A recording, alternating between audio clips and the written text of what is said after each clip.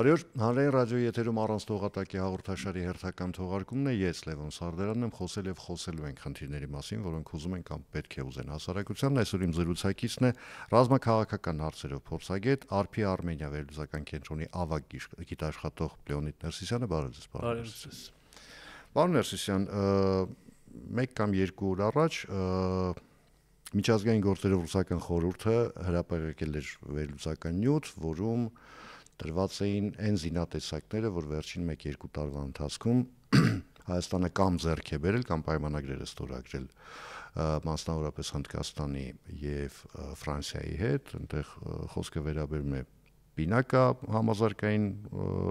ռեակտիվ կաներին, կոնկուրսներին, այսպես կարելի շատ երկար ատաքսներին, հակաօդային պաշտպանության որոշ համակարգերի, գիշերային տեսողության սարքերի, ինչպես նաև Ֆրանսիայի դեպքում արդեն հայտնի դարձած բաստիոններին եւ Սեզար հրետանային համակարգերին։ Առաջին անգամ շատ է խոսվել այս մասին իհարկե, բայց առաջին անգամ գումարում հարում էին արել ձեր գործընկերները ռուսաստանցի, այս դեպքում ձեր մեր չէ, որովհետև լրագրողներ չեն, որովհետև ռազմաքաղաքական հարցերով են զբաղվում այս մարդիկ, մոտավորապես պատկերը հետևյալն է, որ 1.5 միլիարդ դոլարի պաշտպանության նախարարությունը պայմանագիր է կնքել Հնդկաստանի հետ, շուրջ 250 միլիոն դոլարի Ֆրանսիայի հետ։ Հիմա քանի որ դուք հրաշալի գիտեք այս ցանկը, ինչի մասին է խոսքը, նախ ինչի մասին է խոսում այս ձեռքբերումների թե ծավալը, թե որակը։ Ստեղ սկսենք նրանից, որ այդ աշխատանքի մեջ նշված են, հավաքեցին մենակ բաց աղբյուրներից հենց հայտնի դարձած զինտեխնիկան ու ուզում եմ նշեմ, որ ես ուզում եմ ասեմ, որ իրանք չեն հաշվել այդ թվերը եղել են իմ ու Անահիտ Փիլիպոսյանի, իմ ապրի Արմենիայի գոլեգայի հետ գրած հոդվածի անգլիական ռուսի համար, չէ, գրագողություն չէր, բանն էլ լինքն էլ դրած էր, դրա համար առաջի անգամ չի սա տպվում եւ շատ մոտավոր են այս թվերը, 1.5 միլիարդ օրինակի համար Հնդկաստանից, դա մոտավոր այն մեդիայում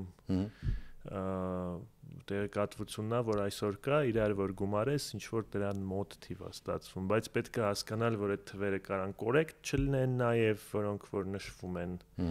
ինչ որ տեղ ուրիշ սխալներ էլ կարան լինեն, բայց որպես տենց ինչ որ մոտավորապես հասկանալու թիվ է դա։ Կարա լինի դրանից մի քիչ, կարա լինի մի քիչ շատ, կարա լինի շատ, ավելի շատ չենք կարող ասել։ Մենակ բաց աղբյուր օգտագործելով նույնն էլ Ֆրանսիայի հետ կապված մենք գիտենք այն ինչը որ հայտարարվել է, որտեղ մենք ունենք Սեզարներ, Տալեսի GM200 ռադիոլոկացիոն կայաններ եւ բաստիոններ, մոտավորապես այդ ամեն ինչի թիվը բաց աղբյուրներից որ հաշվես, հենց այնքան կստացվի, ինչքան գրված է այս աշխատանքում, բայց եթե նշանակության մասին ասել, մենք տեսնում ենք շատ մեծ վերազինում բանակի, ես կարամ համեմատեմ երևի Ադրբեջանի վերազինման հետ 2011 թվականի մասշտաբներին է մոտավորապես։ Ստեղ ինձ թվում է ակնհայտ է ինչու է դա կատարվում, որովհետև ունեցանք 2020 թիվ, հետո ունեցանք 2021, 22, որ 22 թվականին տեսանք, որ բանակը ոչ մի բանով առանձնապես 20 թվականից չէր տարբերվում, մարտունակության բավականին ավելի երևի դժվար վիճակում էր գտնվում։ Հոգեբանական կորուստները, համ մատերիալ կորուստները, եթե զենքի մասն է գնում, համ մարդկային կորուստները, դրա համար պետք է սկսել ոնց որ 0-ից չէ, բայց համարյա 0-ից պետք է վերակառուցել ամեն ինչ եւ մենք տեսնում ենք, որ բավականին ստրատեգիկ որոշումներ կան նաեւ այս ցանկի մեջ, օրինակ հրետանու կալիբրը փոխել 155 մմ դարձնել, որը ՆԱՏՕ-ի կալիբրն է, եւ ստեղ այդ այն քանակները տեսնենք, որ գնվում են բաց աղբյուրներից, հետ ճանապարհ չի լինելու էլ, որովհետեւ այդքան հրետանի, որ առնում ենք, մոտակա 30 տարին լինելու է դա է աշխատելու եւ էլ 152 մմ-ի թնդանոթ առնելը աբսուրդ է այդ տեսքով իմաստով։ Նա սկսենք այնտեղից ումից առնենք, ինքը Ռուսաստանը, որքանով որ ամենայնպես էլի բաց աղբյուրներից կարելի է տեղեկանալ, 152 մմ-անոց արկեր ներկրում է արդեն Հյուսիսային Կորեայից։ Եթե պատկերացնենք, որ 10 տարուց օրինակի համար սաղ վերջացել է եւ Ռուսաստանի հետ էլ պատկերացնենք, որ հարաբերությունները շատ ավելի ստաբիլ են, մեկը մենք դա չենք առնելու։ 10 տարուց այնքան բան արդեն ավարտված կլինի։ Բացի նրանից, որ մենք ունենալու ենք, չգիտեմ, 100-ավոր 155 մմ-անոց թնդանոթներ բանակում ու ուրիշ մենք չենք առնելու էլ հաստատ։ Դա այստեղ կարևոր նշումը։ Ու մեկ էլ որ Հայաստանը հիմա ունի այդքան գումար, որ դա առնի եւ այստեղ եթե ավելի պատմական գնանք դեպի նշում եմ միշտ որ 2008 թվականից սկսած Հայաստանը սխալ ճանապարհով է շարժվել եւ 2008 թվականին որ տեսանք ինչա կատարվում, ինչքան է Ադրբեջանը ծախսում, ումից ազենք առնում, նկատի ունեմ Ռուսաստանին նաեւ մենք պետք է այս ամեն ինչը սկսեինք այն ժամանակ կարող է մենք 2.5 միլիարդ գումար չկարողանայինք ծախսել այն ժամանակ, բայց այն ժամանակ գներն էին շատ տարբեր այսօրվա շուկայից եւ պետք է հասկանալ, որ ես չեմ հավատում, որ Հայաստանը $100 միլիոն ավել տարին չէր կարա գումար մոբիլիզացնել տենց կարևոր հարց լուծելու համար։ Իսկ 100 միլիոնը վարկ եթե վերցնել, վարկել չէ անպայման, ստորագրում եք պայմանագիր 5 տարով միանգամից չեք վճարում այդ պատվիրած զենքը։ Կարելի էր 1 միլիարդի գնումներ կարար Հայաստանը անել, որը այսօրվա այդ 2.5-ից օրինակի համար շատ կարող էր ավելի զենք առնել։ Հաշվառնելով որ զենքի պահանջարկը ավելի քիչ էր, զենքի գինը այլ էր։ Ինֆլյացիա էլ է։ Ինֆլյացիան, այդ բոլոր գործոնները միաժամանակ։ Այո, ինչու չարեցիք այդպես։ Տենց որոշում չեղավ։ Հիմա տարբեր պատճառներ, կոռուպցիա է դա, կարճատեսություն է, տարբեր գործոններ ինձ թվում է, որ չեն հասկանում մարդիկ, որ այսօր մեկի վրա որ Ռուսաստանը միևնույնն է թույլ չի տալու։ Էդ էլ երրորդը, որտեվ մինչև ինչ որ պա աշխատում էր այդ գարանտիաները, երաշխիքները ինչ որ իմաստով, բայց տենց աշխատել չի կարելի, ամենալավագույն ինչ որ սցենարը մենակ դիտարկել ու աշխատել մենակ լավագույնի շուրջ, դե տենց ոնց վերջացավ, գիտենք բոլորս էլ այդ ամենը։ Հիմա այն մարդիկ, ովքեր այդ ձեր ասած ժամանակահատվածի համար պատասխանատու են, գործող իշխանություններին միգուցե արդարացիորեն, միգուցե հանիրավի մեղադրում են նրա համար, որ այ 2018 թվականից հետո, եթե նոր իշխանությունը չփոխեր գնումների պլանը գլխավոր շտաբի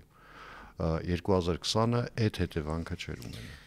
Իմ կարծիքով արդեն մի քիչ ուշ էր, ճիշտն ասած, շատ էֆեկտիվ աշխատանքի դեպքում կարելի էր երևի այս պատերազմը չպարտվել, հաղթանակ տանել այս պատերազմում 2020 թվականին ինձ թվում է արդեն անհնարին էր հասցնել այդքան աշխատանք անել։ Կարելի էր սենց չպարտվել, բայց դա մենակ զենքի գնումների հետ չի կապված, ճիշտը որ ասենք, դա հենց բանակի հետ է կապված, որը շատ հնացած մոդելով էր, տարբեր խնդիրներ ուներ, պրոֆեսիոնալիզմի հետ կապված նաև եւ այդ գնումները, թե որ գնումները անել, ես համարյա ասենց ասեմ 100%-ով կարամ ասեմ իմ կարծիքն է, որ հին ցանկնել, նոր ցանկնել օպտիմալ չէին օրինակի համար, որտեվ ով որ որոշում էր ցանկը,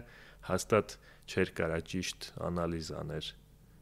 Ոչ մինչև 18-ի, ոչ 18-ից հետո։ Հիշեցնեմ էլի, ով հին ցանկը որոշում էր, երբ իրեն կոնկրետ հարցնում էր անօթաչու թռչող սարքերի մասին, ասում էր այդ խաղալիքներով հերիքա մեզ վախացնեք։ Բայց ինքը 18-ից հետո դարավ նախարարի միջայլոց։ Այդ մարդը, եթե այդ մարդու մասին է խոսքը գնում, դրա համար սիստեմներ տենց ու այդ սիստեմը 2 տարում փոխել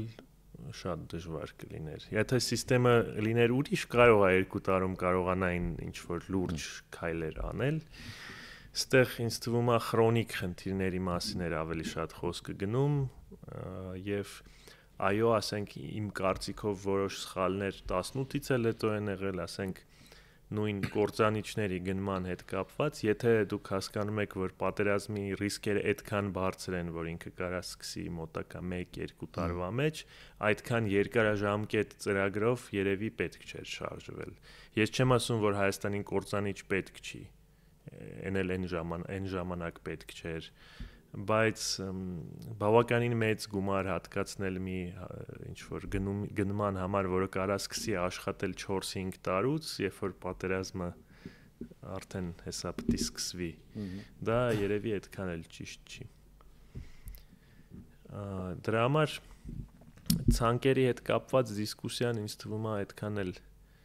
կարևոր չի, այստեղ ավելի շատ հենց բանակի կառուցվածքի եւ վիճակի մասին է խոսքը գնում։ Բանակի կառուցվածքի մասին, քանի որ խոսք գնաց, տեսեք, եւ գնումների մասին, եւ նաեւ դուք հիշատակեցիք ավիացիոն գնման մասին Su-30 SM-ների երևի նկատի ունեիք։ Տեսեք, հիմա մենք էլի կարող ենք շատ երկար թվարկել ձեռքբերումները, այն զինատեսակները, որոնք մենք ձեռք ենք բերել կամ առաջիկայում կլինեն Հայաստանում, ենթադրաբար ասենք օրինակ 1 տարվա ընթացքում։ Սրանց ճնշող մեծամասնությունը ամբողջությամբ լավ ցամաքային զինատեսակներ են։ Եվ ընդհանրապես որպես այդպեսին ես չեմ հիշում վերջին անգամ դիսկուրս երբ է գնացել ռազմական ավիացիայի մասին, որտեղ մենք ռազմական ավիացիան լրացնելու խիստ անհրաժեշտություն երևի ունենք։ Ես փորձագետ չեմ, փորձագետը դուք եք։ Ինչու այդ խոսակցությունը չկա։ Դա դիսկուրս հիմա ճիշտը որ ասենք շատ բաց դիսկուրս գնումների մասին Հայաստանում նկատել եք չկա էլ, ասենք հիմա ինչ գերարումների մասին են հիմնականում ինչը որ առել են, ասենք դրա մասին ով է իմացել կամ երբ է դա քննարկվել, մինչև դա արդեն կատարվեց։ Դրա համար մենք չենք կարող հիմա ասել կա այդ դիսկուրսը թե չէ ներքին օրինակի համար, բայց այո, ավիացիան պետք է Եվ պետք է հասկանալ, որ ինչքան էլ ինչ էլ անենք, դա ինչ որ ժամանակ տևելու է, որ ստացվի, որտեղ այս պահին Հայաստանի ավիացիան այնքան ցածր ինչ որ վիճակում է գտնական վատ վիճակում է գտնվում, որ այնտեղ կարելի է ասել, եթե 0-ից չենք կառուցելու, բայց շատ մեծ աշխատանք պետք է արի, որտեղ դա մենակ ինքնաթիռ գներն ու մասին չի, դա կոորդինացիայի մասին է, դա ոնց այդ ինքնաթիռները աշխատեն հենց ցամաքային զորքի հետ պետք է համագործակցեն, նոր օդաչուները պետք պատրաստել, նոր ինչ-որ սերվիս է պետք պատրաստել, որտեղ եթե դա ուրիշ ինքնաթիռներ են լինելու, ուրիշ սպասարկում է եւ բացի դրանից ինֆրաստրուկտուրա լրիվ ենթակառուցվածքներ նոր պետք է կառուցել, որտեղ մենք չենք կարող Հիմա ինչքան ուզում եք F-35 եթե առնենք, բերենք, դնենք Գյումրի ավիաբազայում բաց, ասենք, որ դա երևա բոլորին, դա չի աշխատելու մի օր, ասենք, եթե մեծ պատերազմ սկսվի հանկարծ։ Միանգամից այդտեղ հրթիռ է գալու։ Սա նոր աերոդրոմներ, նոր ենթակառուցվածքներ, մեծ աշխատանք պետք է արվի։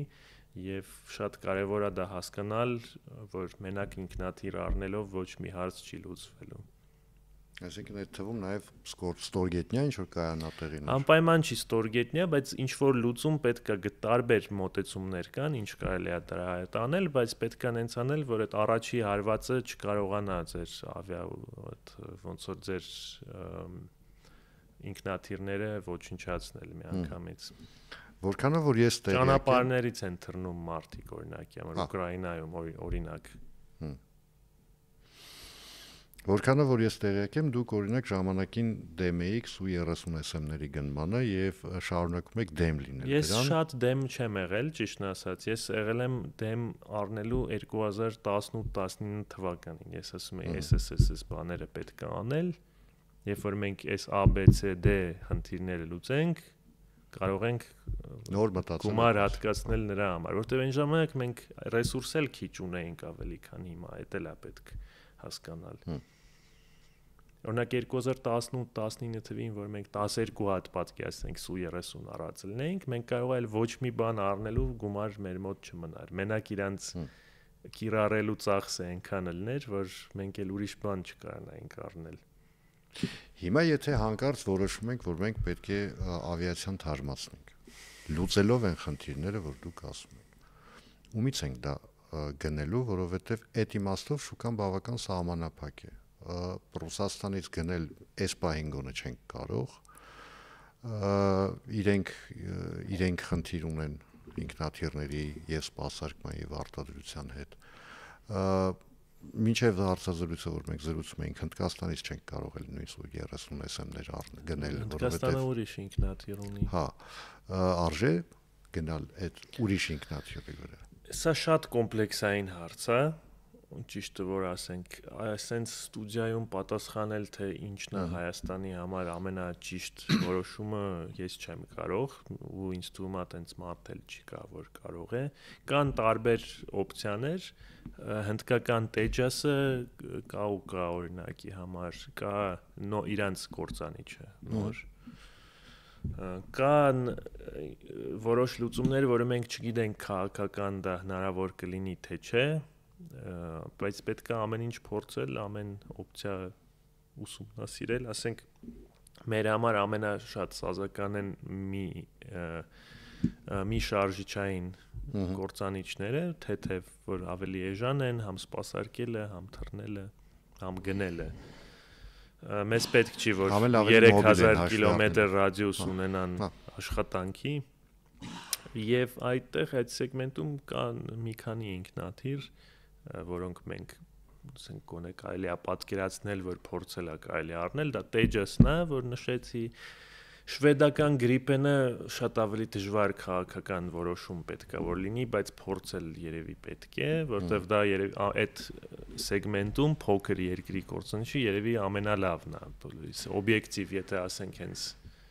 ինքնաթիռի մասին, ամենալավը երևի կարելի է իրան կոչել։ Կան չինական կործանիչներ նաև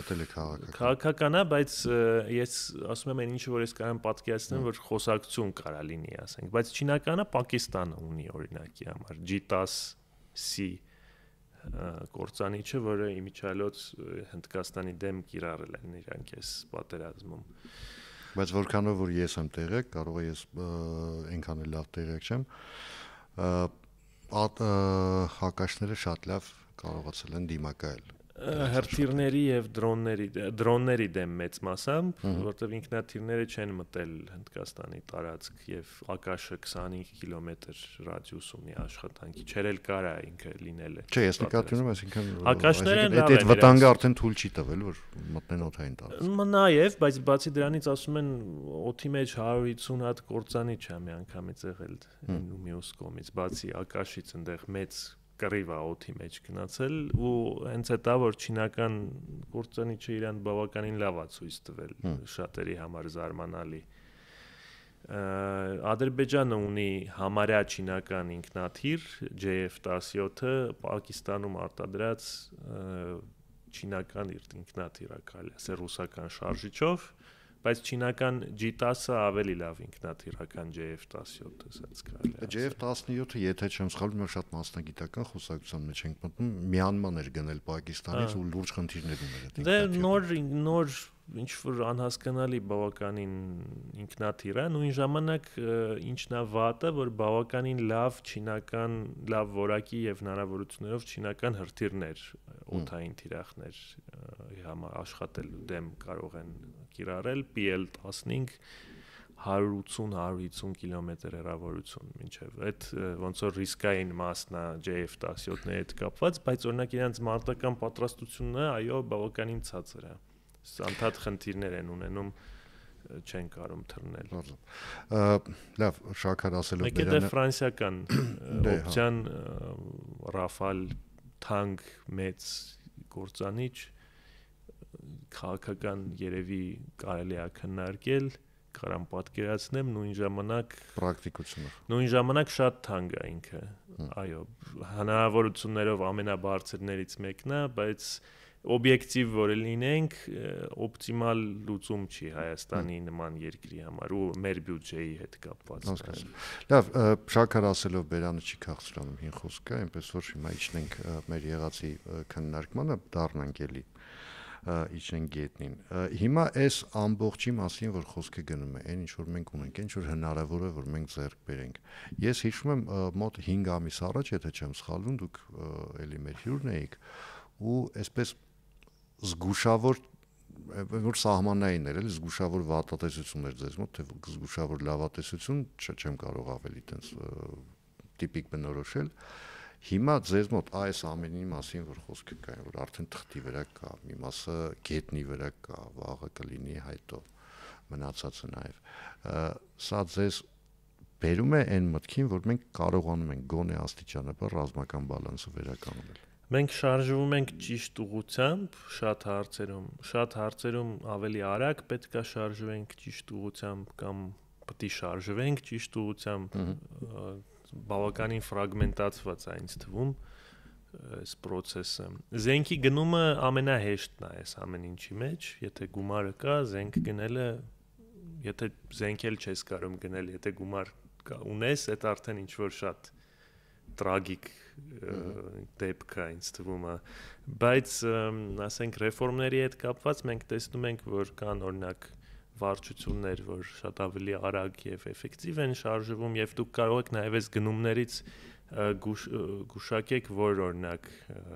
դեպարտամենտներն են դրանք, օրինակ հրետանի տեսնում եք ինչքան է գնվում եւ բավականին հետաքրքիր օպցիաներ եւ տեսնում ենք, որ իրանք աշխատանք շատ են անում, բայց կարան լինեն դեպքեր, երբ որ դա շատ ավելի քիչ է ստացվում։ Քանի որ ռեֆորմների մասին խոսեցիք նաև, հիմա տեսեք, օրինագիծը շրջանառության մեջ դրվել ազգային ժողովի падգամավորներից մեկի հեղինակությամբ Հայկ Սարգսյանի,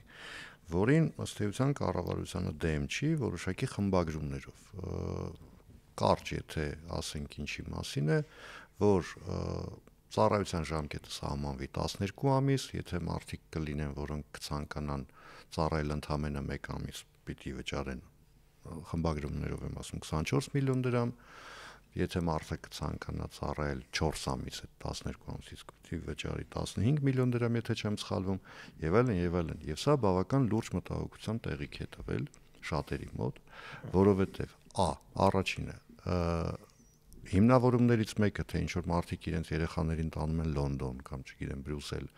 անունը դնում են սովորելու, հետո միևնույնն է կաշառք են տալիս, երեխան ազատվում է բանակից, բանակում չի ծառայում, այս հիմնավորումը հանգեցնում է այն մտքին, որ փաստորեն մենք կոռուպցիայի դեմ չենք կարողանում էֆեկտիվ պայքարել, դրա համար կաշառքը դարձնում ենք օրինական։ Սա առաջին ու երկրորդը, որ երևի ավելի լուրջ խնդիր է, ստացվում է այնպես, որ բանակում ծառայելը դառնում է աղքատ ընտանիքների զավակների ճակատի խաչը։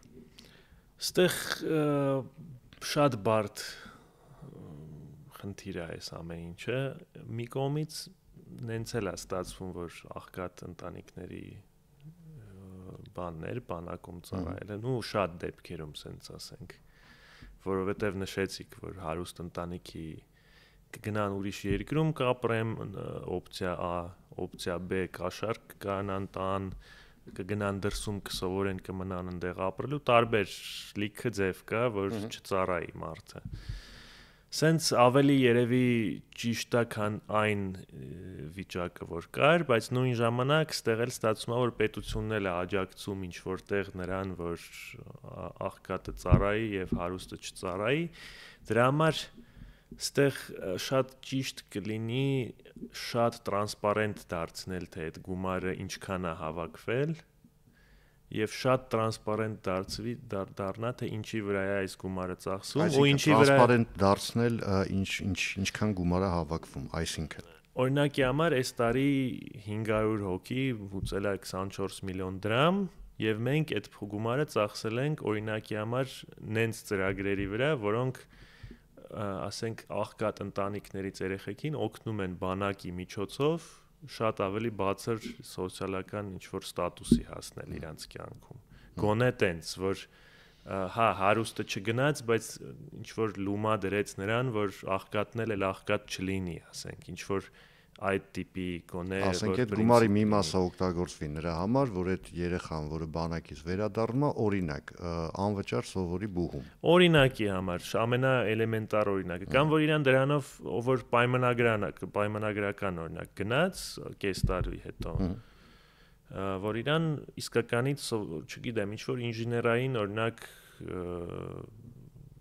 մասնագիտություն, որ հետո ինքը բանակից էլ դուրս գա, իր 5 միլիոնը ստանա, որ տալիս են վերջում եւ իրան կյանքում գտնի դրանից հետո ինքը գնաց այնտեղ շատ աղքատ ընտանիքից պատկերացնենք դուրս եկավ արդեն ինչ որ միջին կլասի մեջ գտնվող մարդ բայց դա շատ երկրներում օրինակ Ամերիկայի բանակ հարուստ մարդիկ չեն գնում հասկացա բայց Միացյալ Նահանգները չգիտեմ եվրոպական երկրները չունեն այն հարևանները որ ունենք մենք Դե միացյալ Ամերիկան չունի այդ հարևանները, բայց Ամերիկան ճիշտ որ ասենք անդադ պատերազմի մեջ է համարյա շատ տեղերում։ Այսինքն իրանք ունեն շատ մեծ բանակ, որը ռուսական բանակից էլ թվով մինչև այս պատերազմի սկզբը մեծ էր, ինչ մի քիչ։ Ես չեմ ասում, որ այս օրենքը ճիշտ է անպայման, ես ասում եմ ընդամենը, որ կարելի է գոնե փորձել նենց անել, որ դա լինի մի քիչ ավելի ճիշտ բայց այստեղ մեկ տեսեք լրջագույն ռիսկ կա հիմա ասենք եթե այս օրենքը ընդունվի վաղը ասենք բանկային համակարգը ինքը բնականաբար ռեակցիա է տալու եղած իրողություններին հա չգիտեմ հիմական ուսանողական փաթեթներ ընտանեկան փաթեթներ կստեղծի բանակային փաթեթ կասի եղբայր եկեք 24 միլիոն կամ 15 միլիոն շատ լավ պայմաններով տալիս են 10 տարով հա 10 տարով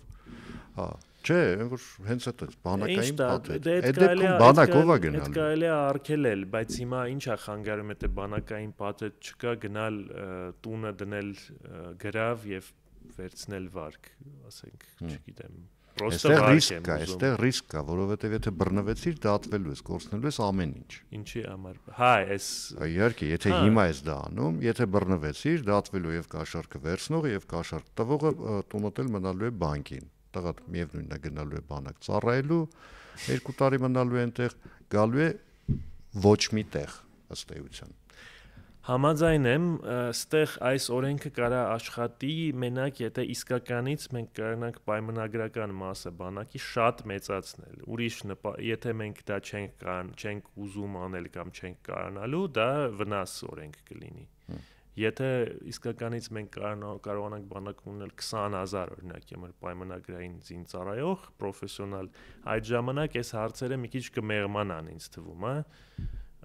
որովհետև ոնց որ զորակոչի դերն էլ կսկսի նվազել եւ կգնա, չգիտեմ 20000 հոգի կամ 10000 հոգի, դա արդեն այդքան կարեւոր չի լինի, ինչքան հիմա է բայց դա շատ բարդ աշխատանք է այդ մեծացնել այդքան պայմանագրայինը համ դա գումար արժի բացի դրանից պրեստիժ պետք է լինի բանակում ծառայելը եւ դրա համար մեծ երկրներում լավ մարքեթինգային ծրագրեր են միշտ անում ու ես դա հիմա Հայաստանում չեմ տեսնում ճիշտ ասած բայց դա պետք է լինի եթե մենք այդ ճանապարհով ենք ուզում շարժվել Իսկ օրինակ լուծում որպես կարելի է դիտարկել տարբերակը որ եթե օրինակ դու վճարել ես որ երեխա ծառայի 1 ամիս դա ունի հետևանք այսինքն հա ինքը 11 ամիս բանակում չի լինելու բայց ինքը երբեք չի կարող ասենք ինչ որ աստիճանից վերև պետական պաշտոն գրավել Կարա քննարկվի, բայց դժվար կլինի դա հիմա իմպլեմենտացնել ինձ թվում, որովհետև շատ պաշտոնյաներ չկարողանան իրանց դիրքերը հիմա պահպանել դրանից հետո։ Նրանք օրենքը երբեք հետադարձուց չի ունենում, հետո ասենք օրենքը մտավ կիրառության մեջ, եթե ես օրինակ որոշեմ, որ իմ տղան չպիտի ծառայի, ես պիտի իմանամ, որ ինքը պետական բարձր պաշտոն չի զբաղեցնելու երբեք։ Տենց բաներ անում են աշխարհում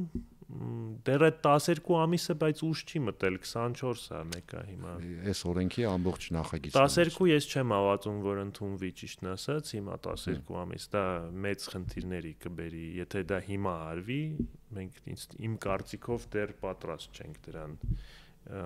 բայց եթե 1 տարի դառնա ինչ որ մի օր եթե 1 տարի է ինձ թվում է ձեր ասածը կարելի է անել արդեն որտեվ 1 տարին արդեն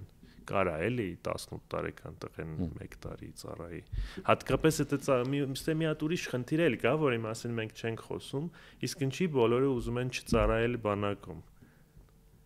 Դե որովհետև Հայաստանը ըստեյության պատերազմի մեջ է Լավ բացի դրանից հիմա մինչև 20 թիվ այդ պատերազմի մեջ ելնելը ոչ մեկի գլխի մեջ շատ չկար չէ մեկա տենց ուսմեն ուրա կռիվ չկար էլի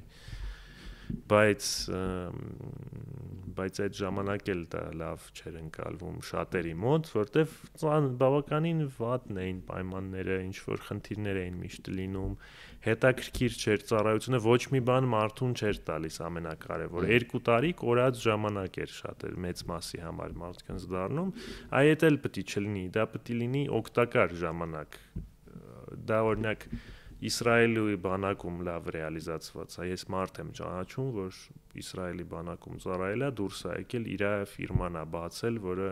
օրինակ մասնավոր հետախուզությամբ է զբաղվում, տարբեր մեծ օրինակ Airbus-ից, չգիտեմ, Maxar-ից առնում է նկարները արբանյակային եւ անալիզ անում, ծախում է նրանց ով որ ուզում է, ասենք։ Օրինակի համար ինքը դա սովորել է բանակում անել է։ Հիմա մեր համար կարող է դա մի քիչ ֆանտաստիկա հիմա հնչում, բայց ինչ որ պետք է հասկանալ ուր ես ուզում շարժվես։ Այս օրինագից 10 տարի առաջ էլ կարող է ֆանտաստիկ հնչել։ Շնորհակալություն զրույցի համար, հիշեցնեմ այսօր իմ զրուցակիցն է ռազմաքաղաքական հարցերով փորձագետ ԱՐՓ-ի Արմենիա վերլուծական կենտրոնի ավագ գիտաշխատող Լեոնիդ Ներսիսյանը, ես Լևոն Սարդարյանն եմ, կհանդիպենք արդեն վաղը նույն ժամին, նույն վայրում, հաջողություն եւ համբերություն բոլորիս։